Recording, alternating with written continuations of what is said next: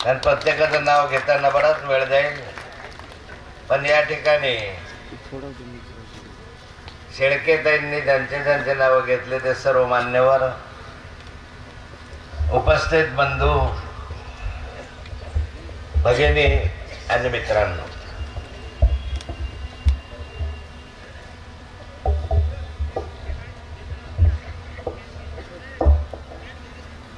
येणाऱ्या 20 तारखेला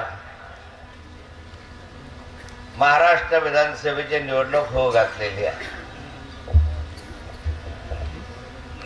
आणि ही निवडणूक तुमच्या आमच्या सर्वांसाठी महत्वाची अशी निवडणूक आहे. दर 5 वर्षांनी येणारी निवडणूक. या निवडणुकीमध्ये आपला लोकप्रतिनिधी नव्यानं तुम्हाला निवडून द्यायचा आहे. 5 वर्षामध्ये आपल्या मागच्या लोकप्रतिनिधीने काय केलं, काय वर्तणूक राहिली, काय वागणूक राहिली, सामान्य मतदारांशी कसा संपर्क राहिला, सरकार दरबारी काही आमचे प्रश्न मांडलेत का, शासनाच्या माध्यमातून काही ठोस असं काम आमच्या भागामध्ये झालंय का, जाती जातीमध्ये सलोखा नांदलाय का, या साऱ्या गोष्टीचं मूल्यमापन करून तुम्हाला निर्णय घ्यायचा आहे.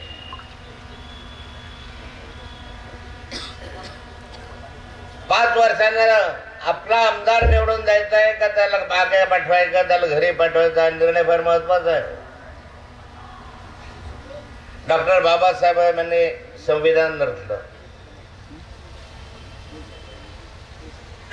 डॉक्टर बाबासाहेब आंबेडकरांनी जे संविधान तयार केलं त्या संविधानामध्ये तरतूद केली, त्याच्यानुसार कायदा झाला की या राज्यामध्ये या देशामध्ये दर 5 वर्षांना निवडणुका होतील आणि दर 5 वर्षांना लोकप्रतिनिधी निवडला जाईल.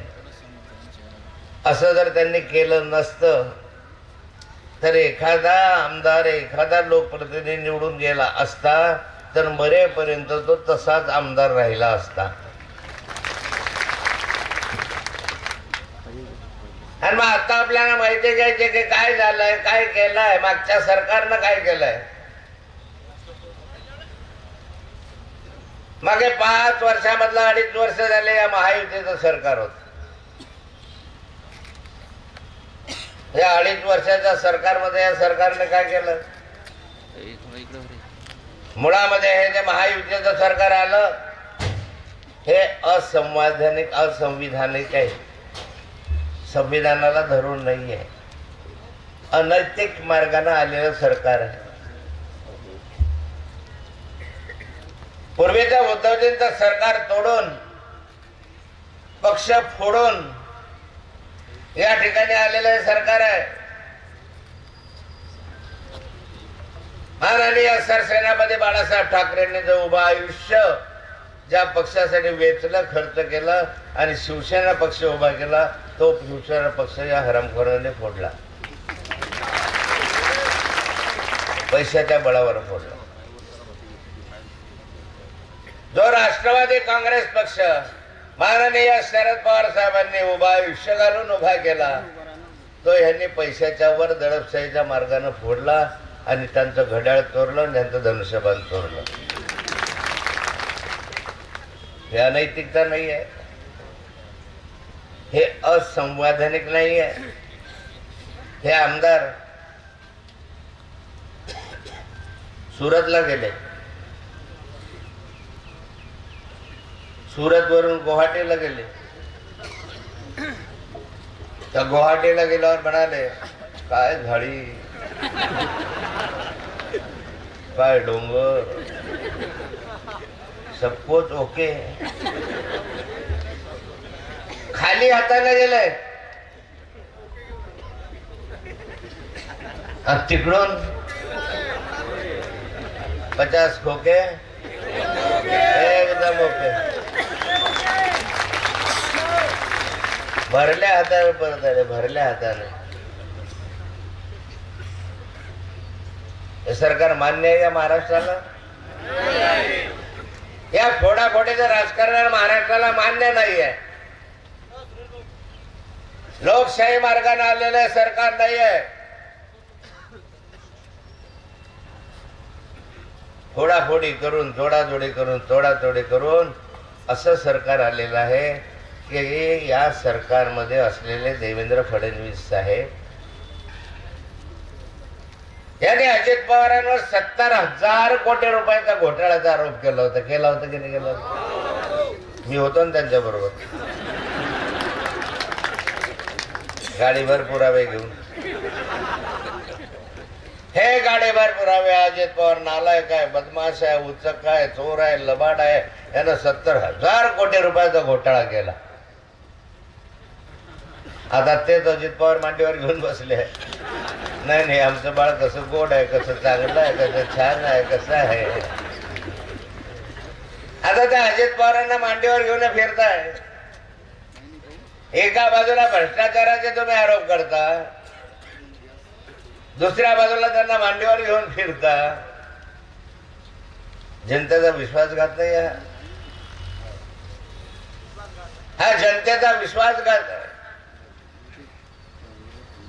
अरे भाई, 2.5 वर्षामध्ये काहीच करता आलं नाही, काही नाही. याला फोड, त्याला फोड, याच्यावर शिवाय दे, त्याच्यावर शिवाय दे, याला काही बोल, त्याला काही बोल, महिलेला काही बोल, अश्लील बोल.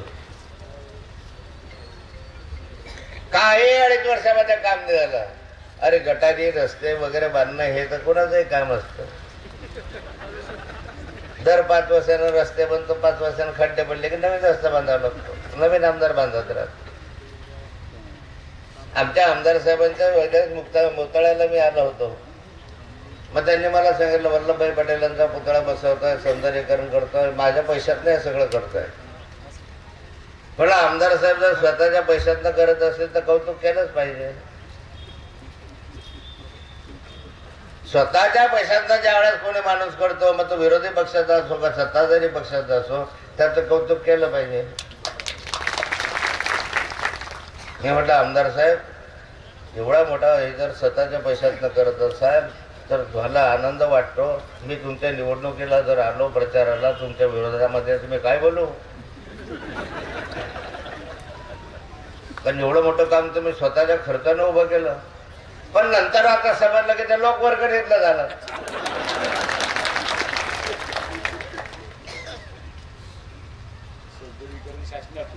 सौंदर्यीकरण शासनाकडं. अरे पोरगे, आमचे दागिने फक्त तुम्ही घातले, तिथं आमच्या खर्चानं उभे राहिलं पुतळा. पण 2.5 वर्षामध्ये काही केलं नाही या सरकारने. मारामाऱ्या केल्या, भानगडी केल्या, एकमेकांना आरोप प्रत्यारोप केले. तू भ्रष्टाचार होता, तू कसा चांगला आहे. छगन भुजबळ साहेब म्हणता माझ्यावर ईडीच्या केसेस केल्या, मी जेलमध्ये बसलो, मी घाबरून मग पक्ष बदलवून टाकला. म्हणजे हे ईडी दाखल करता माझ्या नातवाबरोबर ईडी दाखल केली, यांच्यावर केली, माझ्याकडे ये, माझ्याकडे ये, माझ्याकडे ये, नाही तर तुला टाकतो जेलमध्ये. भुजबळ साहेब बोलले. मग 2.5 वर्षात काही झालं नाही. यांच्या लक्षात असायला निवडणुका लागल्याच्या आधी, चला निवडणुका तर आल्या 2 महिन्यावर. आता जनतेसमोर जायचं कसं? आपण तर एकही धोरणात्मक निर्णय घेतला नाही ना. मोताळ्याला MIDC आली ना, काही असं ठोस काम झालं की ज्याच्यामधून रोजगार निर्माण होईल बुलढाणा जिल्ह्यात. उलट आमचं जे आम्ही मंजूर केलेलं कृषी महाविद्यालय तळणी देतात, बुलढाण्याला घेऊन गेले. खालचं वर्क करायला लागले. हे अरे एक तर होऊ दिलं असतं आमचं.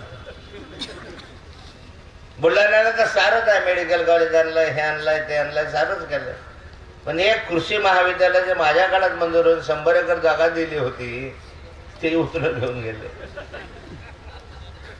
म्हणजे या विभागावाला न्याय द्यावा असं आहे का त्यांच्या मनात?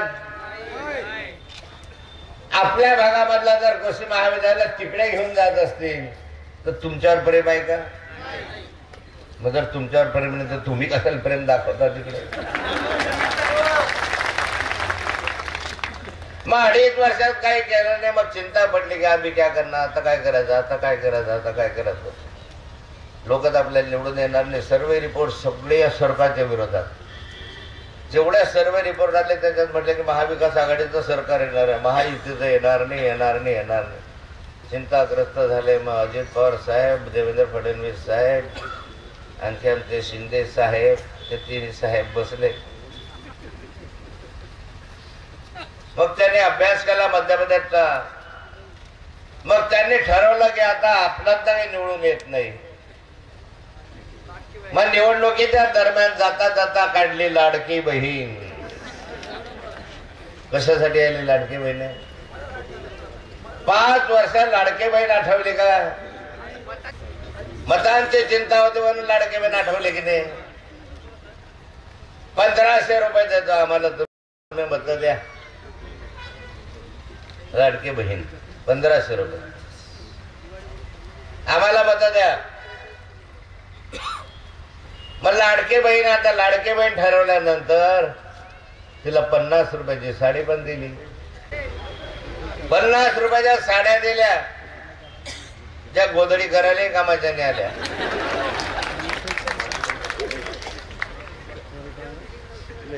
साड्या कमी पडल्या तर भांडे देऊन टाकले. भांडे घ्या, साड्या घ्या, लाडक्या बहिणींनो आम्हाला मतदान करा. काय म्हणतात? तुम्हाला ना दिली, मामांना दिली, पण भावांना दिली. लाडका भाऊ 50 रुपयाचे साडे दिले आणि दुसऱ्या दिवशी गोड्या तेलाचे भाव 50 रुपये लिटर मागे वाढवून टाकले. वाढले की नाही वाढले? 150 रुपये तेल आहे गोडे तेल, 140, 150, फिल्टर असं घेतलं तर 160. गोडे तेलाचे भाव वाढले. हा साड्यांचा, हा याचा खर्च कशावर निघाला? लाडली बहीण 1500 रुपये. आता म्हणतात की योजना महाविकास आघाडीचं सरकार आले की बंद करून टाकतील. आता मला सांगा, कोणती एखादी योजना कोणी सुरू केली तर बंद होते का? आता इंदिराजींच्या कालखंडामध्ये संजय गांधी निराधार योजना केली, बंद झाली का? अरे आमचे सरकार आल्यावर आम्ही बंद करणार नाही आहे. आमचे सरकार आल्यावर लाडली बहीण योजना बंद करणार, उलट तुम्हाला 3000 रुपये महिन्याला देऊन टाक. आमच्या सरकारांना 3000 रुपये महिन्यात. पण एका बाजूला 50 रुपयाचे साडे दिले, गोड्या तेलाचे भाव वाढले. ऐन दिवाळीच्या सणाच्या काळात, दिवाळी दसऱ्याच्या कालखंडामध्ये जिऱ्याचे भाव वाढले, मिऱ्याचे भाव वाढले, मैद्याचे वाढले, रव्याचे वाढले, साखरेचे वाढले, तुपाचे वाढले, सुकडे भाव वाढून गेले. खोबरं 180 वरून 300 रुपये चालले गेले. हा करंजी खाताना करंजी खोबऱ्याची 300 रुपये किलो. अरे वा लाडक्या बहिणी, महागाई झाली की नाही झाली? मग एक वेळी महागाई झाली, उतरते का? कमी भाव होतं का? नाही. आज तुरीचे भाव काय? डाळीचे 200 रुपये. हे खरी घरात लक्ष घालतात. नाही कोणालाच माहित नाही माणसांना की 200 रुपये द्यायचे. फक्त खाता येऊन जायचे. 200 रुपये किलो दाल हो गई. शेतकऱ्यांकडून घेताना किती? 60 रुपये किलो. शेतकऱ्यांकडून घेतले 60 रुपये किलो. इकडे विकायला लागले 200 रुपये किलो. दाल महंगी हो गई. दाल गरीबों की इज्जत बचाती है कि नहीं बचाती? हर कोई आए तो क्या बोलता है, घर में आए तो कम से कम दाल रोटी खा के जाओ. दाल रोटी तो भी खा के जाओ.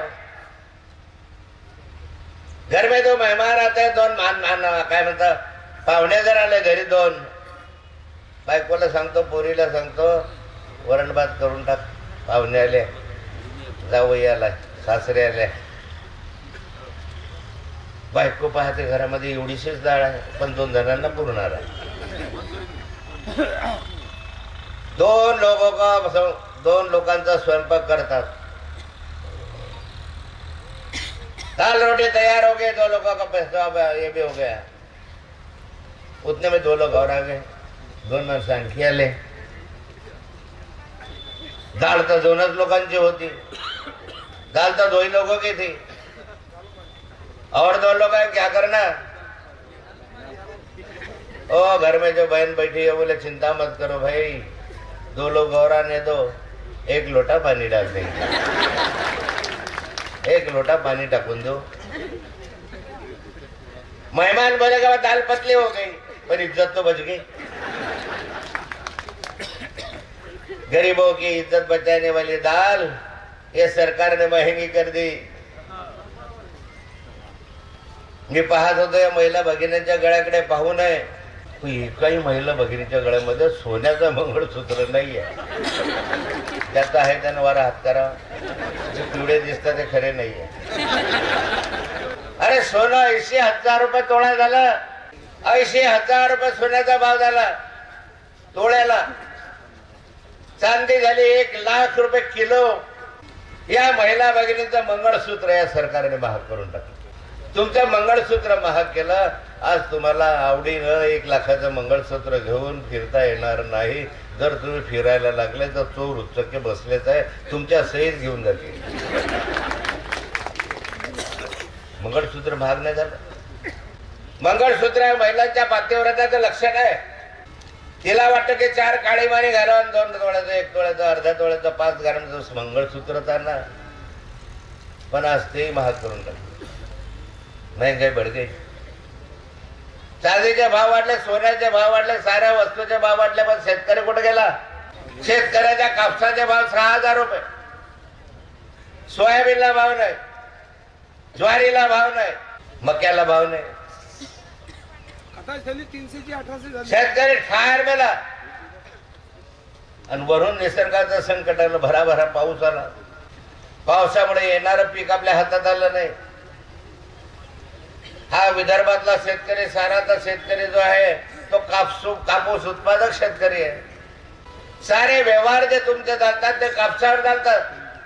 कापूस विकल्यानंतर किराणा मालाचे पैसे देऊन टाकू. बरोबर आहे.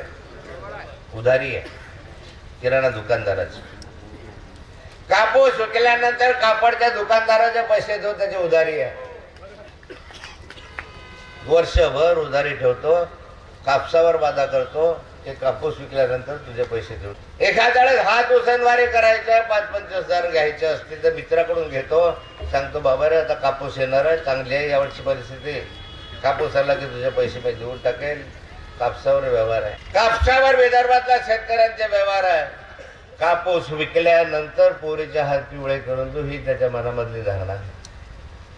कापूस विकला की पोरीचे हात पिवळे करून टाकू. परत 4, 5, 6 वर्ष झाले कापसाला भाव नाही. 5 वर्षापूर्वी कधीतरी 12,000 रुपये भाव होता. आज 6,000 रुपये भाव आहे. कापसाला भाव नाही. मुलीचे हात पिवळे कसे करायचे. मायबाप चिंतेमध्ये रात्र विचार करतात की काय करायचं. मागचं वर्ष गेलं, हे वर्ष गेलं, ते वर्ष गेलं.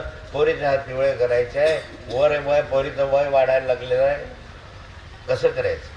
आणि ज्यावेळेस पोरीचं वय वाढते, काही करत नाही शेतकरी हातपाल झाला की शेवटी नवरा बायको जाता, गळ्याला फास लावतात, मरून जातात. म्हणतो काय होईल ते होईल. मरत नाही शेतकरी तुमच्याकडे. किती शेतकऱ्यांनी आत्महत्या केल्या.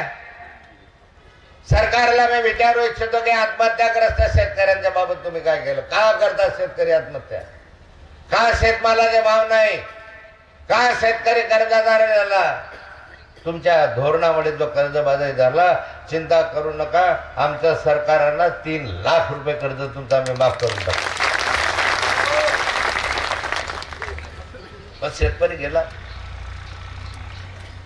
ठार मेला. त्याला मदतीला कोणी नाही. त्याच्यातून डाळ घेणार 60 रुपये, विकणार 160 रुपये. त्याच्याकडनं कापूस घेणार 6,000 रुपये. आज सरके विकणार 2200 रुपये. वारे नाही. म्हणजे आमच्या भावाला 6,000 रुपये भाव. त्याच्या बदली सरके आणि कापूस वेगळा करतात. सरकेला भाव किती आता काय ढाई पाय भावाचे 10,000, 3,000. ढेप 100 किलोची नसते. होतं 70 किलो 60 किलोचा पोतं. सरकेचे भाव वाढले, ढेपचे भाव वाढले, कापसाचे भाव वाढले. काय सरकार आहे, कसे वाढतील? 22 लाख गाठी, 22 लाख गाठी या केंद्र सरकारने आयात केल्या. इथला कापूस पडलेला तुम्ही बाहेरून आयात करता. 11 लाख गाठी मागच्या वर्षीच्या पडून आहे. आमचा कापूस घ्यायला तयार नाही आणि बाहेरचा कापूस तुम्ही विकत आणता. हा काय न्याय आहे तुमचं? हे का धोरण आहे तुमचं? शेतकरी मेला, खताचे भाव वाढले, फवारणीच्या औषधाचे भाव वाढले.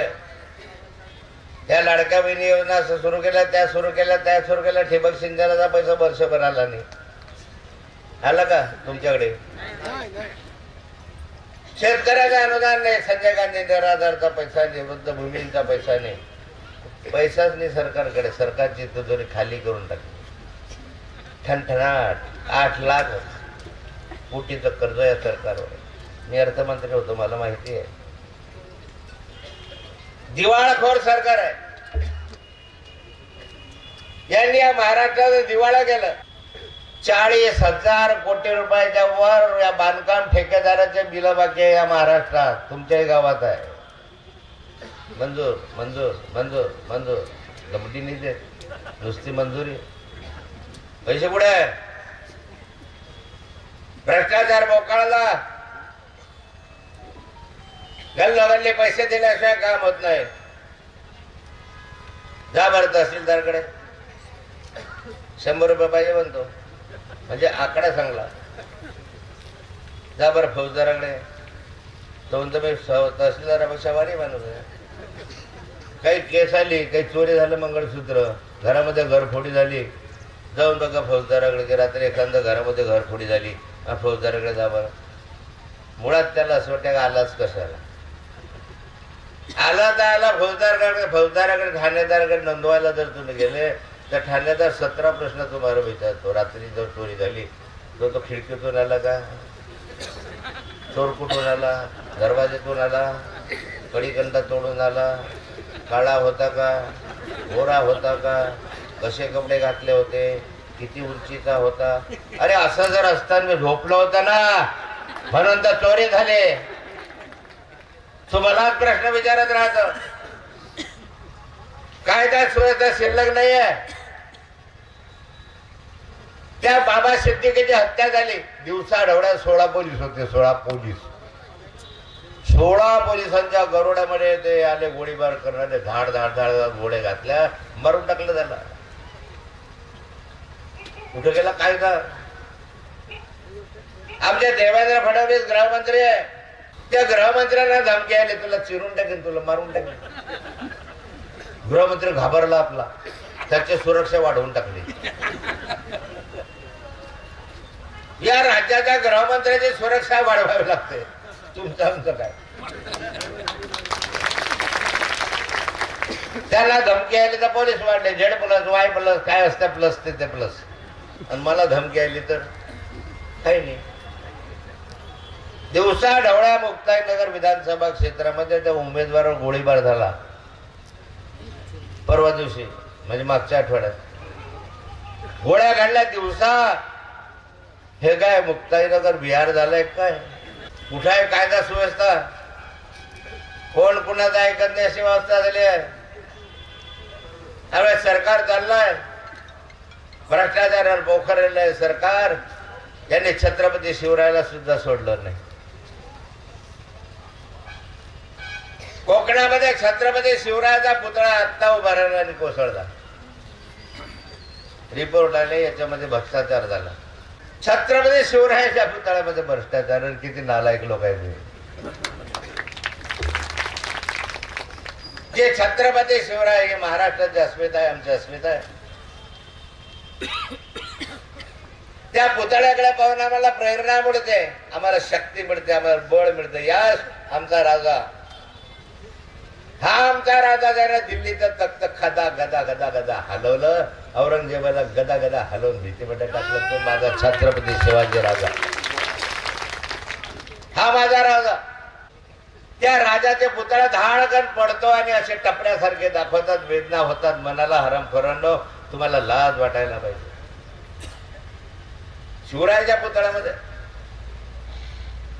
मी फडणवीसांना विचारतो, छत्रपती शिवरायाचं स्मारक तुम्ही अरबी समुद्रात उभं करणार होतं, त्याला 10 वर्ष झाले. काय झालं त्याचं?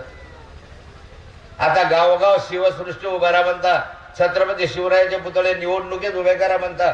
अरे पण त्या कालखंडामध्ये 10 वर्षापूर्वी मोदीजींनी भूमिपूजन केलं होतं ज्या अरबी समुद्रामध्ये, त्याचं काय झालं?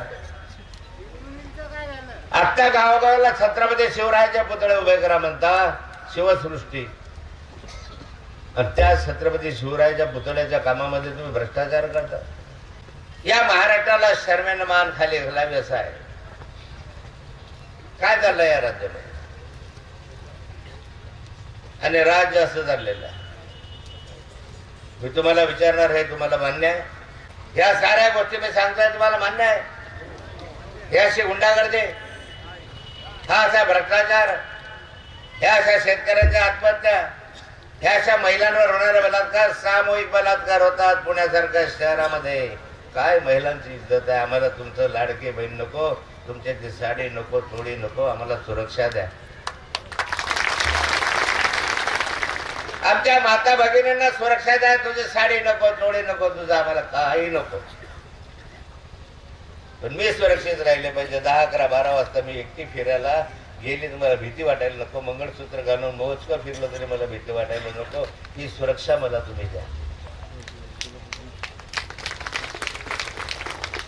बरं, अशा अवस्थेमध्ये मी आपल्याला सांगणार आहे, त्याचं परिवर्तन करा, बदल घडवा या महाराष्ट्रामध्ये. या महाराष्ट्रामध्ये महाविकास आघाडीचं सरकार आहे. तरुणांनो, तुम्हाला खास करून आव्हान आहे, बेरोजगार आहे, तुमच्या हाताला काम नाही. 2.5 लाख नोकऱ्यांचा दालन आम्ही उभं करणार आहोत. या सरकारने त्याला स्थगिती दिली, स्थगिती उठवणार आहे. 2.5 लाख नोकऱ्या आम्ही पहिल्यांदा तुम्हाला उपलब्ध करू. आम्ही तुम्हाला नोकरी नाही दिली तर 4,000 रुपये प्रति महिने तुम्हाला बेकार भत्ता देऊ. युवकांसाठी, बेरोजगारांसाठी, शेतकऱ्यांसाठी आमचं सरकार आहे, महाविकास आघाडीचं सरकार आहे. आणि सरकार तुम्हाला आणायचं असेल तर आपल्या शेळकेताई,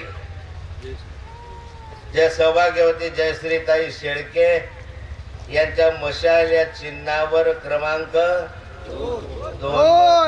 2 वर बटन दाबून त्यांना प्रचंड मताधिक्याने विजय करा. हे मशाल आहे, हे पावित्र्याचं लक्षण आहे, हे अन्यायाच्या विरुद्ध लढणारे मशाल आहे, हे भ्रष्टाचाराला आग लावणारे मशाल आहे, हे अशा गुंडांना, दरोडेखोरांना राख करण्यासाठी, भस्म करण्यासाठी जे मशाल आहे.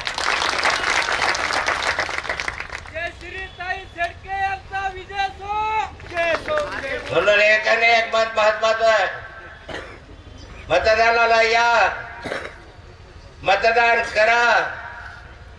आणि तुम्हीच मशालीला मतदान करा असं नाही, तर इतरांनाही सांगा. आणि हजारोच्या मताधिक्यानं जयश्रीताई शेळकेंना निवडून आणा. जय हिंद, जय महाराष्ट्र. जयंत चोपडे वर येतील अशी मी त्यांना विनंती. बुलढाणा विधानसभा मतदारसंघाच्या महाविकास आघाडीचे उमेदवार सौ जे श्री सुनील शेळके यांच्या प्रचारार्थ पंचगाव उपस्थित लोकनेते, महाराष्ट्राचे लाडके नेते सन्माननीय नाथाभाऊ, बुलढाणा विधानसभा मतदारसंघाचे माजी आमदार सन्माननीय धुरपद भाऊ सावळे, गणेशराव पाटील साहेब, संजीव भाऊ, नरेश भाऊ, सन्माननीय मंच. खरं तर नाथाभाऊला ऐकण्यासाठी आपण या ठिकाणी आलेले आहात सगळे. आम्ही तुम्हाला या ठिकाणी भाषण करणं किंवा बोलणं तुम्हाला सांगणं काही उचित नाही. खऱ्या अर्थाने भाऊच या ठिकाणी आपल्याला सर्व सांगणार आहेत. पण भाऊ, या ठिकाणी आम्ही आलो तेव्हा असं वाटत होतं की लोक खरंच दहशतीखाली आहेत का, लोक येतात की नाही. परंतु तुम्ही येणार आणि लोक आलेली असं कधी होत नाही या परिसरात, या तालुक्यात. खऱ्या अर्थाने या संपूर्ण मतदारसंघामध्ये एक दहशतीचं वातावरण जे काही होतं हे आज कुठं दिसत नाही. आणि घालवण्यासाठी खऱ्या अर्थाने 20 तारखेला जयश्रीताई शेळके यांच्या 2 नंबरचं बटन, मशालीचं बटन दाबून आपल्या सर्वांना ज्यांना प्रचंड मताने या ठिकाणी निवडून आणायचं आहे. खऱ्या अर्थाने या ठिकाणी सर्व मोताळा तालुक्यातील मतदारांना आम्ही या ठिकाणी आवाहन करतो की राहिले 2-3 दिवस, या 2-3 दिवसामध्ये आपल्या गावागावामध्ये आपण सगळे सतर्क राहून 20 तारखेला प्रचंड मतदानात राहिले या ठिकाणी निवडून आणा एवढं या ठिकाणी आवाहन करतो आणि थांबतो. धन्यवाद. आपल्या सर्वांचे आधारवड माननीय एकनाथरावजी खडसे साहेब, डॉक्टर कोलते साहेब रायपुरेजी, आपले बुलढाण्याचे आमदार धीरजजी लिंगाडे, महाराष्ट्र प्रदेश काँग्रेस कमिटीचे उपाध्यक्ष माझे मित्र ॲडव्होकेट गणेशराव पाटील, दुसरे उपाध्यक्ष आमचे मित्र संजयजी राठोड, नाव घेतो तो सर्वांचे घेता येतील, पण तो आदरणीय मंच आणि ज्यांच्या प्रचाराच्या निमित्तानं आपण आज या ठिकाणी एकत्र आलोय, त्या आपल्या उमेदवार जयश्रीताई, या कार्यक्रमाला प्रामुख्यानं उपस्थित असलेल्या माझ्या सर्व आया बहिणी, वडीलधारी मंडळी, तरुण मित्र, पत्रकार बंधू आणि इतर माझ्या आदरणीयांनो, खरं म्हणजे नाथा भाऊचं सविस्तर अशा प्रकारचं विवेचन, सर्व विषयाचं मार्गदर्शन या ठिकाणी झालेलं आहे. मी काही जास्त बोललो पाहिजे तशातला भाग नाही, परंतु आता प्रचाराला फक्त 3-4 दिवस शिल्लक आहेत. आखरी टप्प्यामध्ये हा प्रचार पोहोचलेला आहे आणि म्हणून येत्या 20 तारखेला महाराष्ट्र विधानसभेची निवडणूक होते आणि आपल्या मतदारसंघाची निवडणूक होते आणि म्हणून या निवडणुकीमध्ये तुम्हाला आम्हाला आपल्या महाविकास आघाडीचे उमेदवार जयश्रीताई शेळके यांच्या मशाल निशाणीवर बटन दाबून त्यांना बहुमताने निवडून आणायचंय आणि हाच विचार तुम्हाला मला या ठिकाणी करायचा आहे आणि तशाच प्रकारची विनंती करण्याकरता खरं म्हणजे मी या ठिकाणी आलेलो आहे. मंडळी, दर 5 वर्षानं जरी निवडणूक होत असली तरी देखील ही निवडणूक आगळी आणि वेगळी आहे. अनेक निवडणुका आल्यात, अनेक निवडणुका गेल्यात, परंतु या ठिकाणी त्यातल्या त्यात आपल्या बुलढाणा विधानसभा मतदारसंघाची ही परिवर्तनाची निवडणूक आहे आणि या परिवर्तनाच्या निवडणुकीमध्ये तुम्हाला आम्हाला जात पात धर्म पंथ या साऱ्याला बाजूला सारून कुठंतरी आपल्या पुढच्या पिढीचं भवितव्य कोणत्या सरकारच्या हाती द्यायचंय तो निर्णय तुम्हाला या ठिकाणी घ्यायचा आहे आणि म्हणून कुठेही भावनेमध्ये वाया जायचं नाही, धर्मपंथ पक्षामध्ये वाया जायचं नाही, तर कुठेतरी एक मतदार म्हणून समोरची 5 वर्ष नाही तर आपल्या पिढीची समोरची 25 वर्ष या निवडणुकीचा परिणाम होणार आहे आणि म्हणून अत्यंत चांगल्या पद्धतीनं तुम्ही आम्ही विचार करायचा आहे आणि कोणत्याही परिस्थितीमध्ये या ठिकाणी परिवर्तन घडवायचं आहे. अनेक विषय या ठिकाणी चर्चा झाली, कापसाच्या भावाची झाली, सोयाबीनच्या भावाची झाली, ज्वारीच्या भावाची झाली, मक्याच्या भावाची झाली. मी या ठिकाणी त्या खोलामध्ये या ठिकाणी जाणार नाही. मी सांगणार आहे जयश्रीताई या तुमच्या भागाच्या कुठेही प्रतिनिधित्व नव्हतं नाही, त्या कुठेतरी साखळी मतदारसंघाच्या जिल्हा परिषदच्या सदस्य होत्या, परंतु संपूर्ण जिल्ह्यामध्ये नव्हे तर त्यातल्या त्या बुलढाणा जिल्ह्यामध्ये, या बुलढाणा विधानसभा मतदारसंघामध्ये गेल्या 5 वर्षापासून कोणाशी काही घेणं नाही देणं नाही, तरीही लोकांच्या सुखदुःखात भागीदार राहण्याचं काम जयश्रीताईंनी या ठिकाणी केलं. एवढंच नव्हे तर आपल्या परीनं जे जे काही करता येईल ते करण्याचा प्रामाणिक प्रयत्न या ठिकाणी केला. जयश्रीताई एक उच्च विद्याभूषित आहेत, ऍडव्होकेट आहेत आणि त्या फरड्या वक्त्या देखील आहेत. चांगल्या प्रकारचे नेतृत्व पण त्यांच्या जवळ आहे. एक संधी तुम्ही जर त्यांना त्या या ठिकाणी दिली तर निश्चित आपलं हे नेतृत्व, आपलं, आपल्या घरातलं, आपल्या कुटुंबातलं, कोणाची तरी पोरगी असलेलं, कोणाची तरी बहीण असलेलं, कोणाची तरी जवळची आपल्या परिवारातली एक कन्या असलेलं, अशा प्रकारचं नेतृत्व या बुलढाणा जिल्ह्याचं नेतृत्व करू शकेल, बुलढाणा मतदारसंघाचं नेतृत्व करू शकेल आणि तुमची बाजू भक्कमपणे ज्या ज्या ठिकाणी मांडणं शक्य असेल त्या त्या ठिकाणी मांडेल. कारण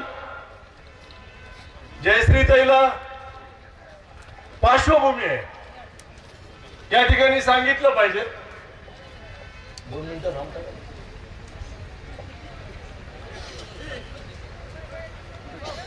जयश्रीताईला पार्श्वभूमी आहे की त्याच्या परिवारातून या ठिकाणी आल्यात. त्यांचे आजोबा कैलासवासी उत्तमराव पाटील हे स्वातंत्र्य सैनिक होते. तोच वारसा घेऊन ते गेल्या 15-20 वर्षापासून समाजामध्ये समाजकारण करतायत. त्याला त्यांनी छत्रपती शिवराय, शाहू फुले आंबेडकर या विचाराची जोड दिली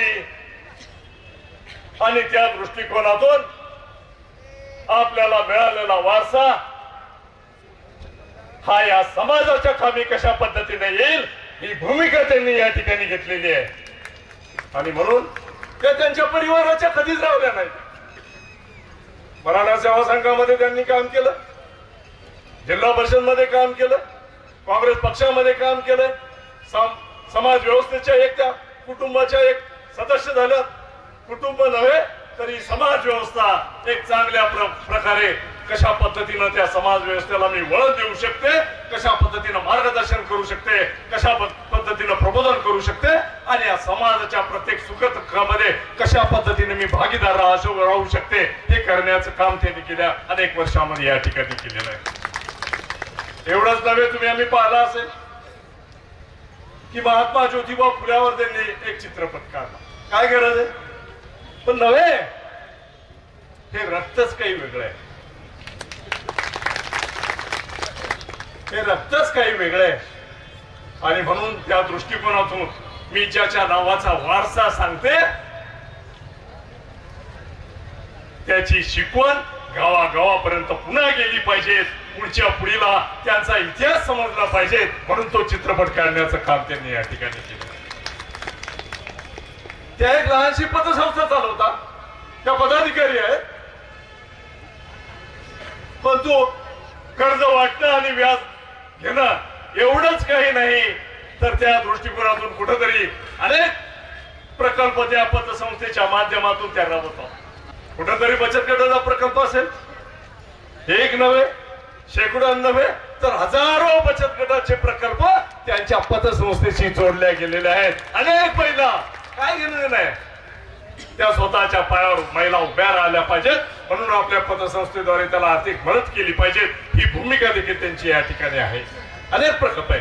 मी बोलत बसलो, तुम्ही म्हणसाल नाथा भाऊ गेले आणि दुसरेच भाऊ भिडले. मी काही जास्त या ठिकाणी बोलणार नाही, पण या ठिकाणी मी सांगेन की एक चांगली उमेदवार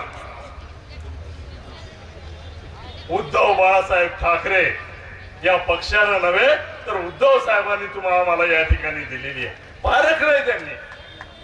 आमचे बुद्धवाजी इथं उभे, इथं बसलेले आहेत. यायचं तर तकदीरच खुललं. उद्धव साहेबांनी सांगितलं ना त्या दिवशी, तुम्ही जयश्री ताईला निवडून आणा, मी बुधवतला MNC करे, एकावर एक फ्री. हे काँग्रेस मध्ये नाही.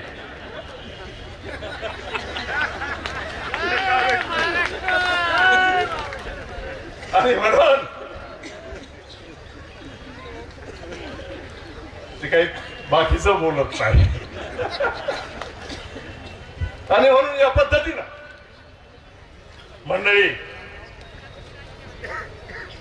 एक चांगल्या प्रकारचं नेतृत्व या ठिकाणी तुम्हाला आम्हाला मिळालेलं आहे. मी कोणावर या ठिकाणी टिप्पणी करणार नाही, टीका अजिबात करत नाही, माझा तो स्वभाव नाही. माझं एकच काम असतं, त्यांची रेष एवढी असेल तर आपली एवढी असली पाहिजे. आणि म्हणून मोठी रेष ओढण्याचं काम, तुम्ही जर त्यांना प्रतिनिधी म्हणून निवडून दिलं तर मोठी रेष ओढण्याचं काम या मतदारसंघामध्ये नाही तर संपूर्ण महाराष्ट्रामध्ये जयश्रीताईच्या रूपानं आपल्या बुलढाणा मतदारसंघातला उभे मतदार त्या ठिकाणी प्रतिनिधित्व करेल अशा प्रकारची त्यांची भूमिका या ठिकाणी राहणार आहे. म्हणून या प्रसंगाच्या निमित्तानं हे सरकार, महायुतीचं सरकार, नाथाभाऊंनी सांगितलंय की कशा पद्धतीनं ते उभं राहिलंय. ते खरं म्हणजे भ्रष्टाचाराच्या पायावर ते उभं आहे. भ्रष्टाचाराच्या एकीकडे कोरोना सारखं महाविकास आघाडीचं सरकार असताना कोरोनाचा रोग आला, हजारो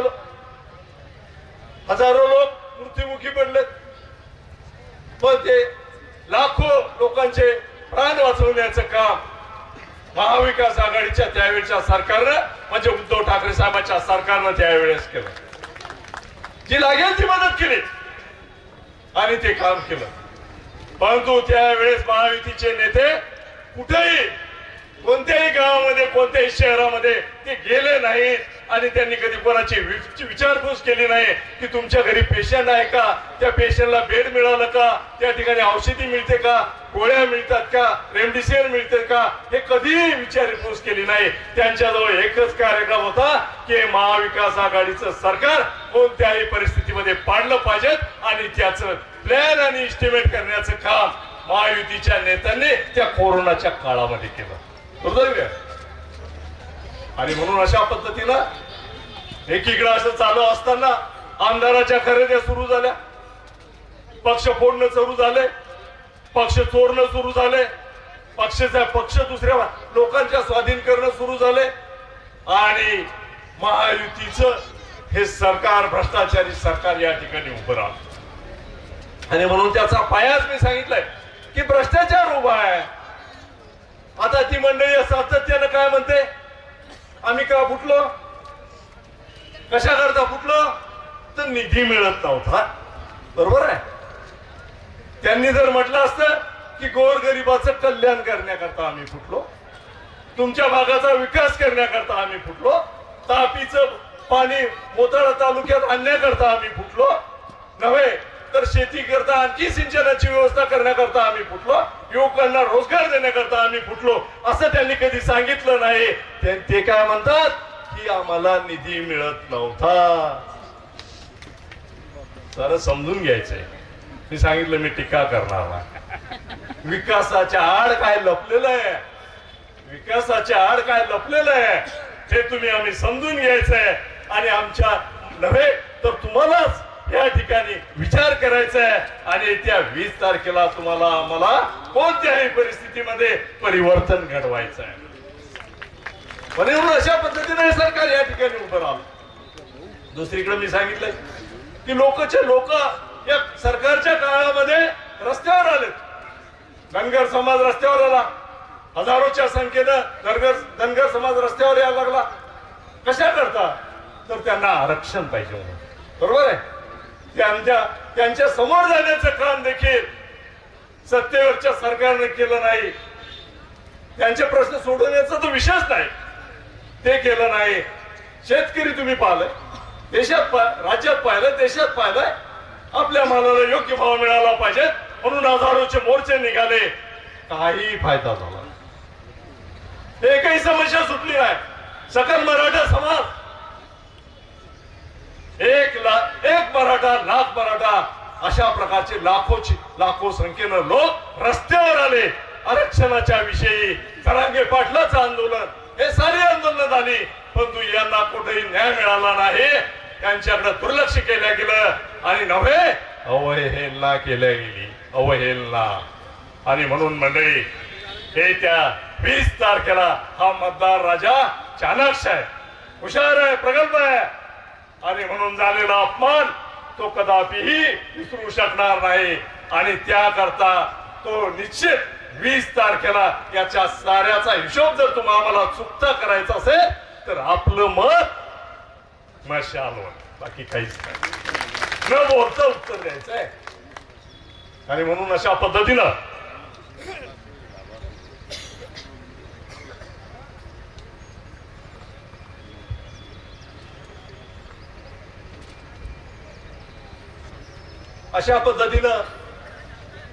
हे सारं सरकारनं या ठिकाणी केलेलं आहे. म्हणून मी काही जास्त बोललो पाहिजे अशातला आता भाग नाही. बरीच मंडळी बोलायची आहे, अनेकांना काम आहेत, अनेकांना प्रचाराची अनेक ठिकाणी जायचंय. पण नाथाभाऊ येतात, आपले सर्वांचे नेते नवे महाराष्ट्राचे नेते, आणि त्या दृष्टिकोनातून त्यांना पाहिलं पाहिजे, त्यांच्याशी बोललं पाहिजे, त्यांचं ऐकलं पाहिजे आणि ऐकून त्या पद्धतीनं केलं पाहिजे. ही भूमिका ठेवून आपण सारे जण या ठिकाणी प्रचंड संख्येने या ठिकाणी आपण आलो आहोत. आपण गरीब आहोत, परंतु आपण स्वाभिमानी आहोत. आपण लाचार नाहीये, आपण सुशिक्षित आहोत, काही कमी शिकलेले आहोत, परंतु समाजाबरोबर चालण्याचा विचार आपल्या पूर्वजांनी आपल्याला दिलेला आहे. म्हणून त्या पद्धतीनं तुम्हाला या ठिकाणी निर्णय घ्यायचा आहे. मंडळी, पुन्हा एकदा आपल्या सर्वांचं, नाथाभाऊ आले त्याबद्दल आपल्या सर्वांच्या वतीनं त्यांचं मनापासून स्वागत करतो, आभार मानतो. आणि त्यांना ऐकण्याकरता, त्यांच्यावर प्रेम करण्याकरता आणि आमच्या जयश्रीताईला आशीर्वाद देण्याकरता आपण फार मोठ्या संख्येने या ठिकाणी उपस्थित राहिलात, त्याबद्दल आपल्या सर्वांचे आभार मानतो आणि 2 शब्द पूर्ण करतो. जय हिंद, जय महाराष्ट्र. तुम्हाला खरेदी करून जायला तयार आहे. मात्र हे जर खोटं निघालं, आणि मला दिलेलं ते आव्हान होतं की त्यांनी चर्चेला यावं, तुम्ही तयार आहे. त्यांनी श्वेत पत्रिका काढावी, कोणत्या गावात किती काम, कोणता ठेकेदार काय केलं हे सांगावं. आम्ही चर्चा करायला मी तयार आहे. आणि श्वेत पत्रिके जर खरी आढळली आणि गावागावाचे बोर्ड जर खरे दिसले तर मी तुम्हाला मत, आता एवढं म्हणणं मला शोभत नाही, मात्र त्या ठिकाणी आमच्या जयश्रीताईला सांगू की हे बोलतात, आम्ही तुमच्याबद्दल केलेले आरोप वापस घेत आहोत. त्यामुळे हे आव्हान स्वीकारलं, कारण राजकारणात करून दाखवायचं असतं, सांगायचं असतं. त्यामुळे यांनी विकास कामाची सगळी श्वेतपत्रिका या ठिकाणी जाहीर करावी, हे खुलं आव्हान या मंचकावरून या ठिकाणी देतो. ही संस्कृती विरुद्ध विकृती, भ्रष्टाचार विरुद्ध सुशासन आणि जो खेळ खंडोबा केलाय, जो चायना मेड विकास जो केलाय, याचा पर्दाफाश करण्याकरता या निवडणुकीमध्ये जयश्रीताई शेळकेंना विजय करायचा आहे. याच्यामध्ये ज्यांनी गफले केलेले आहे, या सगळ्यांना आपल्याला कुठं पाठवायचं आहे? की चक्की पिसिंग पिसिंग पिसिंग असा एक जुना डायलॉग होता. या सगळ्यांना, या भ्रष्ट लोकांना आपल्याला हात घालायसाठी त्यांना पाठवायचं आहे. एवढंच बोलतो. आज जयश्रीताई ज्यावर आपण उमेदवार म्हणून या ठिकाणी आहात आणि आमदार होण्याच्या दिशेने नवे तर आमदार आपण झालेलाच आहात, औपचारिकता बाकी आहे. आणि ह्या म्हणत असताना आजची परिस्थिती तर आहेच आहे, मात्र जे 2 आमदार होते, दिवंगत मातोश्री सुमनताई पाटील आणि शिवाजीराव पाटलांचा नातू जयेश या ठिकाणी वाचन आहे. या विभागाचं प्रतिनिधित्व करणारे 1995 ते 90 पासून विठ्ठल सोनाजी पाटील उर्फ बाबुराव पाटलांच्या पत्नी या ठिकाणी तुम्हाला आशीर्वाद द्यायला या ठिकाणी त्या उभ्या आलेल्या आहेत. या विभागाचं 5 वर्ष प्रतिनिधित्व करणारे आदरणीय ध्रुपदराव सावळे या ठिकाणी आलेले आहेत. हे झाले 4 आणि 5वा पंजाबवाला मी. आणि हे 5 या विभागातले 5 माजी आमदार आणि त्यांचे प्रतिनिधी आज तुमच्या पाठीशी असण्याचा हा दूध शक्करा योग आजपर्यंत आला नाही, याचा अर्थ नियतीचे काय संकेत आहेत हे ओळखून घ्या. आणि आपण आता 50 खोके 50 खोके आता जे होते ते बँकेतून विड्रॉल झालेले आहेत. अपंग वयस्करांच्या मतदानाकरता 700 रुपयाचं पाकिट पोहोचलेलं होतं. कोणाला साड्या, कोणाला पार्ट्या हे ते गावोगावी आता कार्यक्रम सुरू झालेले आहेत. नुकतीच दिवाळी झाली, तुळशी लग्न 2 दिवसापासून सुरू झालेले आहेत. त्यामुळे आता लक्ष्मी येण्याचा काळ आहे. लक्ष्मी येत असेल तर नाही म्हणायचं नाही, लक्ष्मीचं स्वागत करायचं. खा कोणाचं बी मटण, बोलण्याची गरज नाही. त्यामुळे लक्ष्मीचंही स्वागत करायला काही हरकत नाही. कोणाचंही मटण खायचं, मात्र बटन 2 नंबरचं जयश्रीताई शेट्टीचं मशालीचं जाऊन कचकन बटन दाबायचं.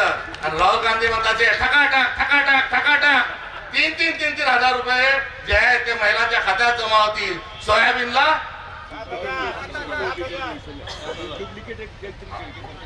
आपल्या राहुल गांधीची चर्चा करण्याकरता आपल्या मोताळ्याचे श्रीकृष्ण खराटे हे सोयाबीन विषयावर बोलले, साहेबराव डोंगरे कापूस विषयावर बोलले. आणि राहुल गांधींनी त्याच्याशी 1 तास चर्चा केल्यानंतर सोयाबीनला काय भाव देऊ सांगितलं? 7,000. आम्ही आता खोटे बोलणारे लोक नाही, आम्हाला तुमच्याकडे यायचंय. त्यामुळे महिलांना 3,000 रुपये एसटी मध्ये फुल. माझी बायको माहेरी गेलेली, गाडी बिडी पाठवू नका, मी तिकडूनच देते, हाफ तिकीट आहे म्हटलं. या बाजूला हाफ तिकीट आहे, पुढची दिवाळी तर फुकट जाय, फुकट ये. एसटीचा प्रवास फ्री. त्यानंतर 25 लाख रुपयापर्यंतचा आता बिमार कोणी झालं, कुठून बिमार झाला बाबा, पेशंट जो आपला बिमार झाला तो इकत घेऊन घरी आणाव, त्याचा जीव इकत घेऊन यावा लागतो. 25 लाख पर्यंतचा विमा. आणि ह्या सगळ्या गोष्टी ज्या आहेत त्या तर आपल्या ठिकाणी आहे, मात्र एक विकृत आणि विचित्र सरकार आपल्याला घरी पाठवायचं आहे. आणि जो गुंडाराज आहे ते गुंडाराज संपवून एक सभ्य सुसंस्कृतपणा या ठिकाणी आणायचा आहे. त्याकरता श्वेत पत्रिका विकास विकास विकास सांगून स्वतःची पाठ स्वतः थोपटून घेऊ नका. जयश्रीताईंचं आता असं झालं की त्यांच्यासाठी रोज 4 लोकांची भांडणं करावं लागू आहे. काका पुत्याचं सध्या वाईट काळ चालू आहे. माझ्या पुत्याचं 2-4 दिवसापूर्वी झालं. काल माझ्यासोबत बाल मित्र असणाऱ्या एका डॉक्टरचं सकाळी काल चहाच त्याच्या घरी पिला, त्याचं माय झमकून गेलं. आता आजचं गिऱ्हाईक अजून सापडेल नाही. मात्र सांगायचं तात्पर्य असं की सत्यासाठी आणि सत्वासाठी आपल्याला सगळ्यांना लढलं पाहिजे. आणि एका साध्या सत्वासाठी आणि सत्वासाठी, एका संस्कृतीसाठी आपल्याला जयश्रीताईंच्या पाठीशी उभं राहायचं आहे. हे आव्हान आपल्याला सगळ्यांना करतो. थांबतो. धन्यवाद. सभा या ठिकाणी उपस्थित असलेले आपले सर्वांचे लोकनेते, महाराष्ट्र राज्याचे महसूल मंत्री आदरणीय नाथाभाऊ खडसे, मंचावर उपस्थित असलेले ध्रुपदराव सावळे, गणेश पाटील, आमचे संतोषजी रायपुरे, नरेशजी शेळके, संजयजी राठोड, आदरणीय मंच आणि इथं उपस्थित सर्व बंधू आणि भगिनींनो, मी 2 मिनिटाच्या वर आपला वेळ घेणार नाही. फक्त या ज्या उमेदवार आहेत आपल्या जयश्रीताई शेळके, तर यांना उमेदवारी मिळायच्या अगोदर या नाथाभाऊचा आशीर्वाद घ्यायला गेले होते. आणि त्यावेळेस मी त्यांच्या सोबत होतो. नाथाभाऊंनी आशीर्वाद दिला आणि त्यांना शिवसेनेचं म्हणजे महाविकास आघाडीचं तिकीट या ठिकाणी मिळालं. आणि आज नाथाभाऊ स्वतः त्यांच्या प्रचाराकरता या ठिकाणी हजर राहिले. नाथाभाऊ, जयश्रीताईंना तुमचा 2 वेळेस आशीर्वाद मिळाला. जयश्रीताई खरं म्हणजे तुमची यासाठी जशी रोहिणीताई आहे तशीच जयश्रीताई सुद्धा आहे. आणि मी सर्वांना अशी विनंती करतो की नाथाभाऊंनी एकदा आशीर्वाद नाही 2दा आशीर्वाद जयश्रीताईंना दिला. जयश्रीताईचा विजय हा 100% पक्का आहे. म्हणून येणाऱ्या 20 तारखेला आपण हे महाविकास आघाडीचे जे काही उमेदवार आहेत, म्हणजे इथं जयश्रीताई असतील, आमच्या मलकापूरला राजेश हेगडे असतील, तिकडे मुक्ताईनगरला रोहिणीताई असतील, राहुलजी बोंद्रे असतील, तिकडे सानंदाजी असतील, तिकडे आमच्या वाकेकर ताई, या सर्वांना भरभरून मतदान आपल्या नातेवाईकांनी, आपल्या मित्र परिवारांनी करावं. आणि इथे जे मोताळ्यातली मंडळी आहे त्यांनी जयश्रीताईंना भरभरून मतदान रूपी आशीर्वाद द्यावे आणि त्यांना इतक्या प्रचंड बहुमताने विजयी करा की एक जे वातावरण या बुलढाणा मतदारसंघामध्ये तयार झालेलं आहे असं वातावरण पुढच्या येणाऱ्या काळामध्ये कोणी करण्याचा प्रयत्न करणार नाही, त्याचा धाडस करणार नाही. हे गुणगाट मनाची बांधा आणि जयश्रीताईंना भरभरून मदत करा ही विनंती करतो आणि थांबतो. धन्यवाद. जय हिंद, जय महाराष्ट्र. आपल्या या सभेसाठी दिला ते महाराष्ट्र राज्याचे माजी मंत्री, महाराष्ट्राचे माजी विरोधी पक्षनेते राहिलेले आदरणीय एकनाथराव भाऊ खडसे या मंचावर उपस्थित, बुलढाणा विधानसभा मतदारसंघाचे माजी आमदार आदरणीय दुर्पतराव भाऊ सावळे या ठिकाणी उपस्थित, आदरणीय आमदार धीरज भाऊ लिंगाडे, आदरणीय माजी आमदार हर्षवर्धन दादा सपकाळ, महाराष्ट्र प्रदेश काँग्रेस कमिटीचे उपाध्यक्ष आदरणीय गणेशरावजी पाटील, आदरणीय संजय भाऊ राठोड, आदरणीय विजू भाऊ अंभोरे या ठिकाणी उपस्थित, आदरणीय हर्षवर्धन दादा सपकाळ, आदरणीय शिवसेना जिल्हा प्रमुख जालिंदर भाऊ बुधवत, राष्ट्रवादीचे जिल्हा कार्याध्यक्ष आदरणीय नरेश भाऊ शेळके, आदरणीय डॉक्टर अरविंद भाऊ कोलते या ठिकाणी आवर्जून उपस्थित असलेल्या या बुलढाणा विधानसभा मतदारसंघाचं ज्यांनी आधी प्रतिनिधित्व केलं ते माझे आजोबा दिवंगत बाबूरावजी पाटील यांच्या पत्नी आमच्या आजी मंगलाताई पाटील, संतोष भाऊ रायपुरे, आदरणीय चंदाताई बडे या ठिकाणी उपस्थित असलेले आदरणीय आमचे बंधू गणेशसिंग भाऊ राजपूत, आदरणीय एकनाथराव भाऊ खर्चे, आदरणीय संजू भाऊ किंडगे, आदरणीय अभिभाऊ पाटील, ॲडव्होकेट राजेंद्र भाऊ चोपडे, त्याचबरोबर या ठिकाणी उपस्थित असलेले अतुल भाऊ शिरसाट, सुनील भाऊ घाटे, त्याचबरोबर गजानन भाऊ मामलकर, आदरणीय माधुरीताई देशमुख, डॉक्टर शरद काळे साहेब, उज्ज्वलाताई पाटील, सुनील भाऊ कोल्हे, विजू भाऊ इंगळे, आदरणीय हमीद भाऊ कुरेशी, रमेश भाऊ धुनके, अब्रार भाई कुरेशी, त्याचबरोबर उपस्थित दत्ताभाऊ काकस, सदाशिव भाऊ घाटे, आमच्या भगिनी डॉक्टर तेजलताई काळे, उपस्थित बंधू तुळशीराम भाऊ नाईक, निळकंठ भाऊ वानखेडे, अरुण भाऊ अग्रवाल, श्यामभाऊ देशमुख, आदरणीय संताभाऊ फेंगडे आणि उपस्थित मंचावरील सर्वच मोताळा नगरपंचायतची नगरसेवक मंडळी, उपस्थित या पंचक्रोशीतून उपस्थित झालेले सर्व सन्माननीय पदाधिकारी, नागरिक, आमच्या भगिनी आदरणीय जयश्रीताई खाकरे, त्याचबरोबर उपस्थित आदरणीय नीताताई पाटील आणि उपस्थित सर्वच माझ्या मंचावरील भगिनी, माझ्या समोर उपस्थित असलेले आदरणीय नाथाभाऊंचं मार्गदर्शन ऐकण्यासाठी भर उन्हामध्ये या ठिकाणी उपस्थित असलेले सर्व बंधू आणि भगिनी, त्याचबरोबर या कार्यक्रमाला आवर्जून उपस्थित असलेले सर्व आमचे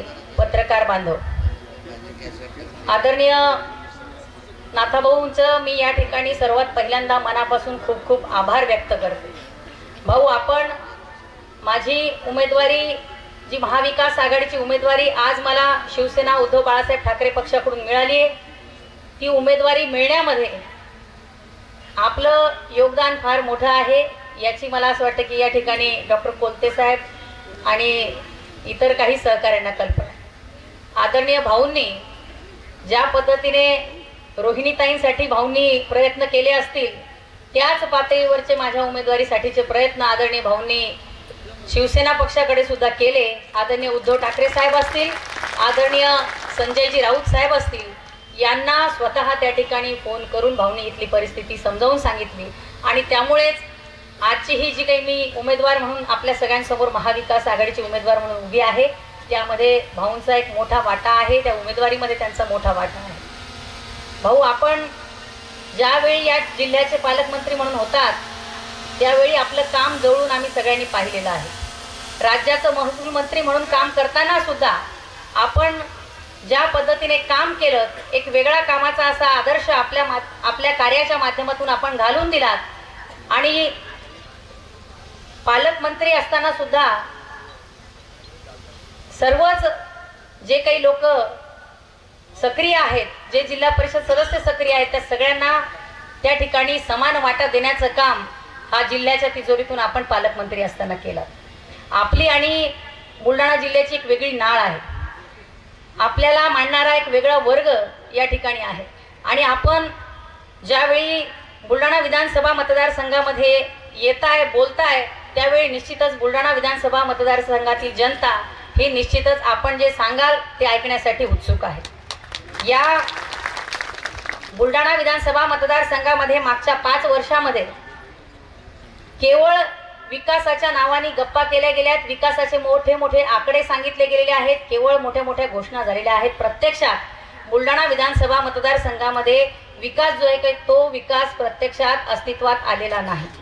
विकास केवळ स्वतःच्या कुटुंबाचा करण्याचं काम इथल्या लोकप्रतिनिधींनी केलं आणि केवळ महामानवांचे पुतळे त्या ठिकाणी उभारले गेले. पण आपल्याला आवर्जून भाऊंच्या साक्षीने सांगेल की जेही महामानवांचे पुतळे, मग मोताळा येथील पुतळा असेल किंवा बुलढाणा शहरातील पुतळे असतील, या सर्व महामानवांच्या पुतळ्यांमध्ये हे पुतळे लोकवर्गणीतून झालेले पुतळे आहेत. तुमच्या आमच्यासारख्या सर्वसामान्य जनतेने त्या ठिकाणी आपल्या पदरचे पैसे देऊन या महामानवांबद्दलचा आदर आणि आत्मीयता आणि अभिमान असल्यामुळे त्या ठिकाणी लोकवर्गणीतून हे पुतळे उभे केले. सौंदर्यीकरण केलं म्हणजे विकास झाला असं होत नाही. आज अनेक प्रश्न मोताळा तालुक्यातले प्रलंबित आहेत. मोताळा MIDCचा प्रश्न मागच्या अनेक वर्षांपासून प्रलंबित आहे. मोताळा या ठिकाणी MIDC झाली पाहिजे ही मागणी कित्येक वर्षांपासूनची आहे. पण केवळ घोषणा झाली, प्रत्यक्षात MIDC अस्तित्वात आली नाही.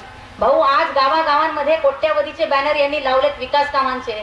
पण खरोखर कधी कधी हसायला येतं, कीव येते की इतकी केविलवाणी परिस्थिती आहे की या आधीचे आमदार आदरणीय हर्षवर्धन दादा सपकाळ यांच्या काळात झालेली कामं, जिल्हा परिषद सदस्यांच्या काळातली कामं, ग्रामपंचायतच्या 15व्या वित्त आयोगाच्या निधीतली कामं, ही सुद्धा इथल्या त्या महायुतीच्या उमेदवाराला त्या ठिकाणी बोर्डावर लिहायची वेळ येते. इतकी नामुष्की यांच्यावर आलेली आहे. आणि हे सगळं केवळ आणि केवळ लोकांना त्या ठिकाणी डायव्हर्ट करण्यासाठी, लोकांची मतं वळवण्यासाठी हे सगळे प्रकार चालले. पण बुलढाणा विधानसभा मतदारसंघातली जनता, मोताळा तालुक्यातील जनता ही सुज्ञ आहे. सगळ्यांना याची कल्पना आहे काय परिस्थिती आहे. प्रामुख्याने आपला लेवा पाटीदार समाज जो आहे, हा समाज सुशिक्षित समाज आहे, कष्टाळू समाज आहे आणि हा समाज सुज्ञ आहे. आपण मंडळी कधीही कुठेही समोर जरी येत नसले तरी निश्चितपणे विचारपूर्वक योग्य पद्धतीने आपण सगळी मंडळी निर्णय घेता. भाऊ, आपल्याला कल्पना आहे, मी माझ्या पतसंस्थेच्या माध्यमातून ज्यावेळी सगळ्यात पहिल्यांदा या मोताळा तालुक्यामध्ये आपल्याला त्या ठिकाणी गोदामाची सुरुवात करायची होती, त्यावेळी त्या धान्य गोदामाला आम्ही दिवंगत सरदार वल्लभभाई पटेल यांचं नाव दिलं. हे त्यावेळी केलं ज्यावेळी कुठेही राजकारणाचा संबंध नव्हता. कारण हा विचार सरदार वल्लभभाई पटेलांचा विचार, जो समतेचा विचार आहे, एकतेचा विचार आहे, राष्ट्राला एक ठेवण्याचा विचार आहे, हा विचार मांडणारी आम्ही लोक आहोत. आज बुलढाणा विधानसभा मतदारसंघामध्ये लोकशाही विरुद्ध हुकुमशाहीचा लढा आहे. मोठ्या प्रमाणात तानाशाहीचं वातावरण आहे, गुंडशाहीचं वातावरण आहे. आणि या सगळ्या वातावरणामध्ये आपल्याला सगळ्यांना लोकशाहीच्या बाजूने उभं राहायचंय, संविधानाच्या बाजूने उभं राहायचंय. म्हणून आपल्या सगळ्यांना विनंती करेल की येत्या 20 तारखेला मतदान होणार आहे. या मतदानाच्या माध्यमातून आपण सर्वांनी, जी लोक हुकुमशाही गाजवतात, जी लोक गुंडगिरी करतात, जी लोक संविधानाला मानत नाहीत, त्यांना बाहेरचा रस्ता दाखवण्याची वेळ आहे. आणि ती वेळ आहे 20 तारीख. 20 नोव्हेंबरला आपण सगळ्यांनी मतपेटीवरील क्रमांक 2चं बटन आणि निशाणी आहे मशाल, मशाल या चिन्हासमोरील बटन दाबून मला जास्तीत जास्त मताधिक्य मिळवून द्यावं ही विनंती आपल्या सगळ्यांना करते. आपल्या शेजारच्या मतदारसंघामध्ये आदरणीय रोहिणीताई ह्या सुद्धा त्या ठिकाणी महाविकास आघाडीकडून उभ्या राहिलेल्या आहेत. त्यांनाही आपल्याला विधानसभेमध्ये पाठवायचं आहे. हे सगळं करत असताना आपल्या जिल्ह्यातले सगळे महाविकास आघाडीचे उमेदवार हे आपल्या सगळ्यांना त्या ठिकाणी विधानसभेमध्ये पाठवायचे आणि महाविकास आघाडीची सत्ता आणायची आहे. कारण महाविकास आघाडीची सत्ता जर आली तरच आपल्या शेतकऱ्यांच्या शेतीमालाला हमी भाव मिळेल, तर तरुणांच्या हाताला काम मिळेल, तर महिलांवरचे अत्याचार थांबतील आणि तरच आपल्याला अपेक्षित असलेला महाराष्ट्र, स्वाभिमानी महाराष्ट्र हा अस्तित्वात येऊ शकेल. आपल्या सगळ्यांना विनंती करते, महाराष्ट्राच्या स्वाभिमानासाठी, महाराष्ट्राच्या अस्मितेसाठी या गद्दारांना आता गाडवं लागणार आहे. आणि येत्या 20 तारखेला आपण सगळ्यांनी मशालवर मतं देऊन आपण जास्तीत जास्त मोठ्या संख्येने मशालीला मतदान करावं. या बुलढाणा विधानसभा मतदारसंघामध्ये आपण मशाल पेटवायची आहे. शेवटी एवढं सांगेल, सिर्फ हंगामा खडा करना मेरा मकसद नहीं है, सिर्फ हंगामा खड़ा करना मेरा मकसद नहीं है, मेरी कोशिश है कि ये सूरत बदलनी चाहिए। तेरे सीने में ना सही मेरे सीने में सही हो कहीं भी, लेकिन ये आग आग जलनी चाहिए। ही या मतदारसंघातली बदलाची आग आहे, परिवर्तनाची आग आहे। या आगीमध्ये जे जे काही चुकीचं आहे, जे जे काही अन्यायकारक आहे, जे जे काही आपल्याला त्या ठिकाणी आपली अस्मिता नाकारणारं आहे ते सगळं जळून जाऊ द्या। आज आवर्जून आठवण येते आमचे दिवंगत अनिल भाऊ ठाकरे आणि दिवंगत नानाभाऊ देशमुख यांची। हे दोन आमचे शिलेदार आज जर या ठिकाणी मोताळ्यामध्ये आज आमच्या सोबत अस्तित्वात असते, जर आज असते तर निश्चितच अजून एक वेगळी शान आपल्या सगळ्यांची राहिली असती। असो पण त्यांचे आशीर्वाद हे निश्चितच आपल्या सगळ्यांच्या सोबत आहेत। भाऊ फक्त एक मुद्दा सांगते, या मोताळा नगर पंचायत मध्ये काँग्रेसची एक हाती सत्ता आली आणि इथल्या या महायुतीच्या उमेदवाराने खूप प्रयत्न केले की काँग्रेसची सत्ता येऊ नये। ती एक हाती सत्ता आणण्याचं काम आदरणीय हर्षवर्धन दादा सपकाळ यांच्या नेतृत्वामध्ये आणि मंचावर उपस्थित सर्व काँग्रेस पदाधिकाऱ्यांच्या त्या ठिकाणी मार्गदर्शनामध्ये आम्ही सगळ्यांनी करून दाखवलं। तर यांनी ते लोक फोडण्याचं काम केलं, पण दुर्दैवाने ते त्यामध्ये यशस्वी होऊ शकले नाहीत। ती सुद्धा नामुष्की यांच्यावर आली आणि इतक्या वेळा नामुष्की येऊ नये हे आजही त्या ठिकाणी आपल्या सगळ्यांच्या पुढे मत मागायला येत आहे। जो काही त्यांनी त्या ठिकाणी आकड्यांचा हिशोब मांडलेला आहे प्रत्येक बॅनरवर, तो हिशोब आता चुकता करायची वेळ आलेली आहे आणि तो हिशोब येत्या 20 तारखेला आपण सगळ्यांनी मशालीवर मत देऊन चुकता करावा एवढंच या ठिकाणी सांगते। सरफरोशी की तमन्ना अब हमारे दिल में है, देखना है जोर कितना बाजुए कातिल में है, वक्त आने दे बता देंगे तुझे आसमां, हम अभी से क्या बताए क्या हमारे दिल में है। ही वेळ आता आली आहे आणि ती वेळ आहे 20 तारखेची। 20 तारखेला मशालीचं बटन दाबून या बुलढाणा विधानसभा मतदारसंघामध्ये मशालीचा महाविकास आघाडीचा झेंडा फडकवा। धन्यवाद। जय हिंद, जय महाराष्ट्र।